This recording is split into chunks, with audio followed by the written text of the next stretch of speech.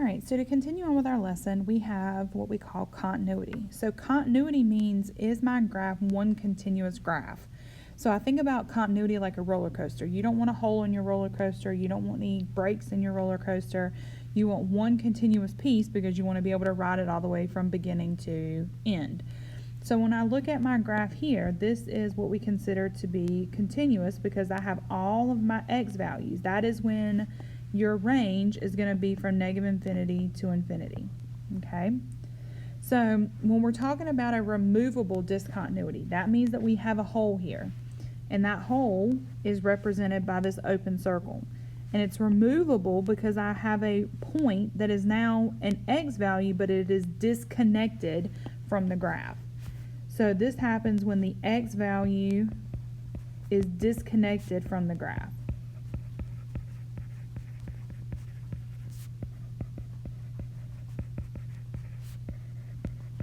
Okay, so I have a hole, but the x value is still included, but it's disconnected from the graph.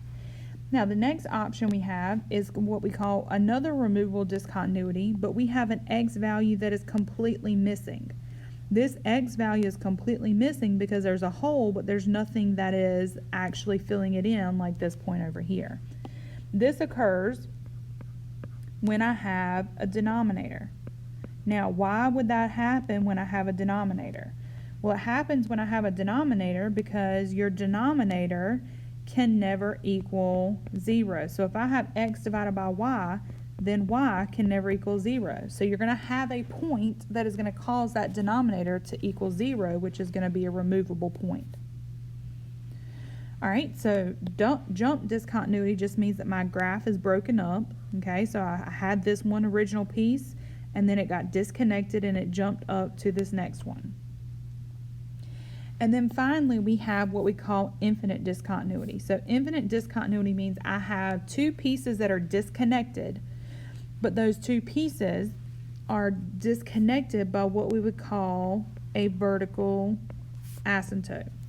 Okay, so an asymptote is an invisible boundary that graph will never cross over. Okay, so the asymptote is that invisible boundary that can never cross over. That also occurs when I have a denominator, and I'll explain a little bit more in a minute, but whenever I have a denominator, I'm either going to have a hole or I'm going to have an asymptote. All right, so looking at some of these examples. So the first thing, I'm going to draw my arrows onto my graph to make sure there's no confusion here. And then we're going to do, and this graph here is actually going to continue on because there's a asymptote there and there's graphs there. All right, so when I'm looking at the domain here, so I'm going to read my domain from left to right. So it's coming from negative infinity and it stops at -1. So my domain here is going to be negative infinity and it's going to stop at -1 with a parentheses because this is not included.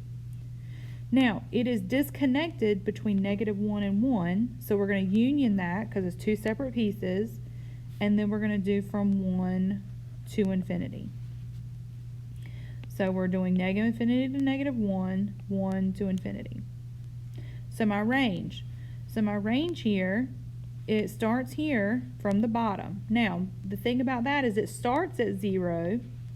However, 0 is not included, so we're going to put a parentheses and it goes up to infinity.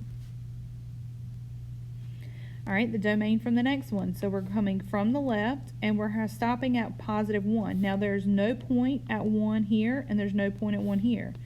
So there is no x value included on either point. So we're going to have to disconnect these. So we're going to have to say negative infinity to 1. And then we're going to pick back up on the other side of 1 and go to positive infinity. So negative infinity to 1, then 1 to infinity. Now my range. Now the range here is very specific, and the reason it's specific is because it only includes two values. This is a horizontal line, so it's only going to include the y value at 1 and the y value at -1. So we're actually going to do a set notation. So set notation happens when we have specific values and not intervals. So we have a specific value at -1 and positive 1. So that means that it's going to include negative 1 here and positive 1 up top. So negative 1 and positive 1.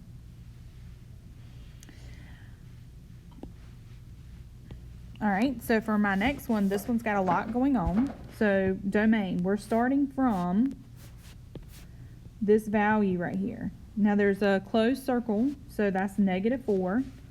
So we're going to do negative 4, and I stop at this interval right here at negative 2. But this time my interval is a bracket because it's got a closed circle. We're going to jump back to the middle section at negative 1. So we're going to bracket that. And we're going to do from negative 1 until we reach this one. Now, here's the thing. These pieces right here, so I do not have an x value included here, but I do have an x value included here, so I don't need to indicate that there's no x value. So it starts at negative 1, and it keeps going on until infinity. And it goes to infinity because that x value is included, and it would fill in that circle, just like I could slide that graph right in there. All right, so then the range. So let's really look at the range here. So remember, we can have multiple x values. So a lot of students try to say it will start at negative 4, but there's an arrow right here. So that arrow means we're coming from negative infinity. And then we're going to go up, up, and yes, there's a y here, but there's a y included here. So we're going to keep going up, but it stops at this particular piece here because it now jumps up. So this is going to be to negative 1 with a bracket, union, and now it's going to start back up at this curvature, okay, and that's going to be a positive 1, so that's going to be a bracket, and then all these values are included, and it's going to stop at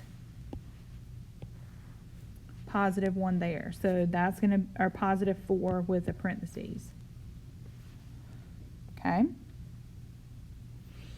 And then finally we have the domain for this one. So we have a vertical asymptote. A vertical asymptote is like an invisible fence. It means that they are going to, that graph is never going to cross over that asymptote. So when I'm looking at this graph, I can see that my values are never going to go any further than this vertical asymptote, which is at negative 3. So we're going to do negative 3 because it's never going to reach negative 3, but it's going to approach negative 3. And it's going to keep going to positive infinity.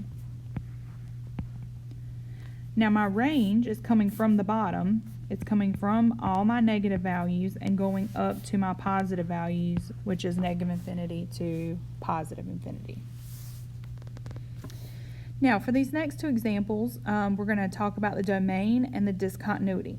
So I'm always going to look for my discontinuity in such a way that I'm going to look at my denominator. Okay, so my denominator is going to indicate what type of discontinuity I have. So how do I determine that? I'm going to set my denominator equal to 0. So if I say x is equal to 0, that means that it's actually going to be discontinuous at 0. So I have discontinuity at 0. Well, what type of discontinuity do I have? So let's go graph it and let's look at it. So I have y equals x squared minus 2x, and I believe that was over x. Let me check and make sure I typed that correctly. All right. So I said at 0. So what I'm going to do is I'm going to take my graph and I'm going to hold it down and I'm going to drag it to my x value of 0. And I can look right there that I have an open circle. If it was an asymptote, then I'd have two sections that were split up. So this is a removable discontinuity. So this one is removable. So this is a removable point. And I would state it that it goes from negative infinity to the whole, which is at 0. Then it's going to pick back up on the other side of that hole and go from 0 to infinity. Same thing here when I look at this one. So x minus 3 equals 0. So this one I'm actually going to have to solve. I'm going to add 3. So I should have some type of discontinuity at 3. So let's go graph this one. So y equals, I'm going to go ahead and do my division this time so I don't have to worry about the fraction. So I have x plus 4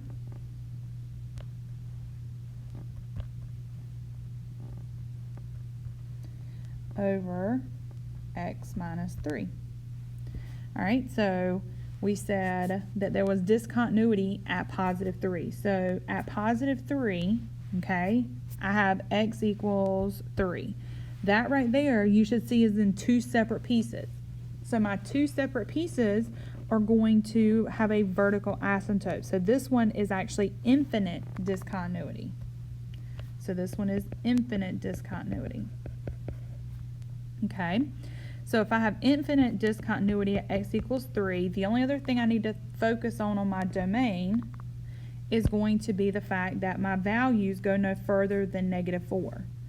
So if I look at my right side, my left side, my values go no further than negative 4. And there's a reason for that, and that's because of this square root. So remember, square roots can't be negative, so it's going to say that it can go no further than negative 4, because if it goes any further than negative 4, then that value will turn into a negative square root, which is imaginary. So my domain is going to be bracket from negative 4 to 3. So let's go back and check it out. So negative 4, and then we have our 3, which is going to be our asymptote here. And then we're going to pick back up on the other side of 3 and go to infinity. Now, why do I have a parentheses at 3? Because 3 is not included. That vertical asymptote is that invisible boundary that it's never going to approach. So that 3 is not included in the problem.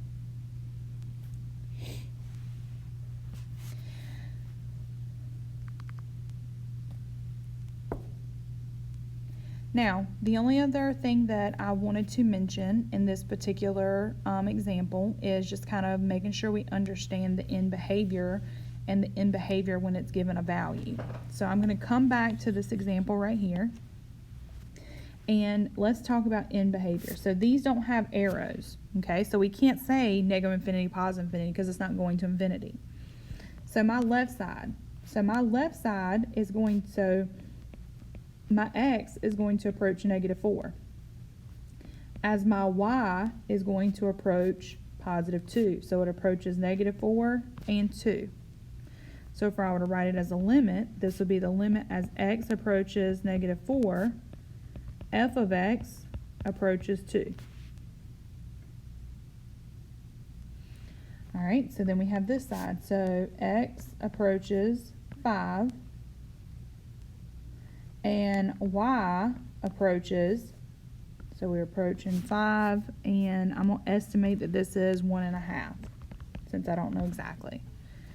So the limit as x approaches 5, my y, or f of x, approaches 1.5. Okay? If you have any questions, please don't hesitate to ask. Let me know, and I will be more than happy to help you figure out any of these